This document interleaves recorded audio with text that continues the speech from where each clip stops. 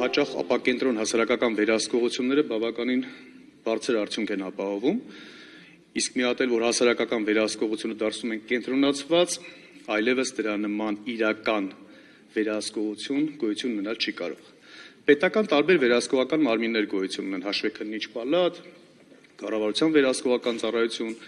ազգային ժողովի իր հերթին կառավարության գործունեության վրա իրականացնում է վերահսկողություն, բայց դրանք երկար տարիների փորձը ցույց է տվել, որ անարդյունավետ են, կոռումպացված են, եթե ոչ, ապա պարունակում են այդպիսի ռիսկեր։ Իսկ հասարակական վերահսկողությունը չի կարող, որովհետև ներկայացնում է բացառապես հասարակության շահը։ Նախ մաղթում եմ, որ համահայկական հասարակական դաշինքը հավակնի դառնալ այդ կամուրջը եւ հարթակը հասարակության եւ պետության միջեւ, որպեսզի հասարակության ձայնը եւ իրական վերահսկողությունը պահի բարձր դիրքերում։ Երկրորդ, խոսքերիս որպես հիմնավորում եւ ապացույց շատ փոքր դրվագով կիսում եմ Հայաստանը ԵՍ-եմ նախաձեռնության հասարակական վերահսկողության հաջողությունը։ Հասարակությանը կենտրոնացնելով եւ մոբիլիզացնելով պայքար մղեց մի չարիք գործունեության դեմ կառավարության, որը ստիպված եղավ հասարակական ճնշման տակ հետ կանգնել օրինակ հայտարարագրման մտադրությունից։ Հայաստանի ԵՍ-ը առաջարկներով տարբեր ոլորտների բարելավման հանդես եկավ կառավարությանը, ստիպեց հասարակական ճնշման, որպեսզի կատարի իրավական փոփոխություններ, կատարի բարեփոխումներ եւ այլն։ Հետևաբար ես լիահույս եմ, որ համահայկական հասարակական դաշինքը լինելու է այն հարթակը, որը պարտադրելու է իշխանություններին եւ մասնակցելու է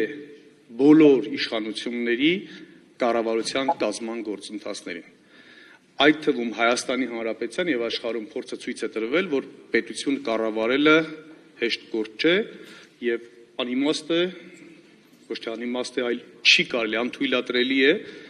պետության կառավարում վստահել քաղաքական գործիչներին։ Պետության կառավարում պետք է վստահել բացառապես տեխնոկրատներին, իսկ տեխնոկրատների համար հավակնում է այս դաշինքը դառնալ դարբնոց։ Սեղանի շուրջ հավաքված են մտավորականներ, յուրաքանչյուրն իրենց ոլորտի հրաշալի մասնագետներ, փառահեղանցյալով, ովքեր կամ անձամբ կամ իրենց ուսանողների միջոցով կարող են մաս կազմել բոլոր ժամանակների կառավարությունների եւ վերջապես վերջ տանք կուսակցական թիմակից համակարգին կարևորագույն պետական բարձր պաշտոն վստահելուց։ Ես եւս մեկ անգամ շնորհավորում եմ ձեզ, մեզ բոլորիս եւ այս անգամ արդեն ոչ թե երազում ենք կամ նպատակադրում, այլ հստակ ժամկետ ենք սահմանում, որ հաջորդ կառավարության մեջ արդեն պետք է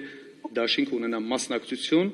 իշխանության ձևավորման եւ բարձրաստիճան պետական պաշտոնյաների նշանակման։ Շնորհակալություն։